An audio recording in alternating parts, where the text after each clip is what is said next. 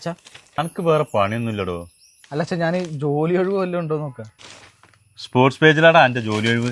അല്ല അച്ഛാ ഞാൻ വെറുതെ വായിച്ചു നോക്കിയാ. ഞാൻ ചരമകോളത്തിൽ വല്ല ഒഴിവുണ്ടോ നോക്കാം. അയ്യോ അച്ഛൻ ഞങ്ങൾ വിട്ട് പോവാണോ? ഞാനല്ല, എൻ്റെ കാര്യമാണ് പറഞ്ഞത്. ഈ ഉള്ളവും ഇല്ലാത്തൊക്കെ കണക്കാ. എൻ്റെ കൂടെ പഠിച്ചല്ല ജയൻ. ഓൻ ദുബായി പോയി വന്ന് വീടും വെച്ച് പൈസ ഉണ്ടാക്കി. ഈ എന്തൊക്കെ ഉണ്ടാക്കിയത്? എനിക്ക് എന്തിനാ അച്ഛൻ വീട്? ഈ വീടുണ്ടല്ലോ. ഇതതിന് എൻ്റെ വീടല്ലേ. അച്ഛൻ്റെ കാലശേഷം എന്തായാലും എനിക്കുള്ളതല്ലേ. അത് ശരി. അപ്പം ഇജിൻ്റെ പുക കാണാൻ നിൽക്കുക. ഇത്രയും വലിയൊരു വീടുണ്ടാകുമ്പോൾ ഇനി ഞാനായിട്ട് എന്തിനാ അച്ഛാ ഒരു വീടൊക്കെ വെക്കുന്നത്?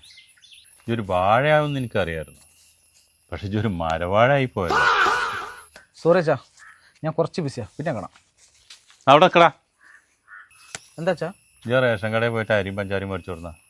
എന്നും ഈ റേഷനറിയാണ് അച്ഛാ, മടുത്തു. ഒരു ചേഞ്ചൊക്കെ വേണ്ടേ? ചേഞ്ചാ വേണ്ടേ?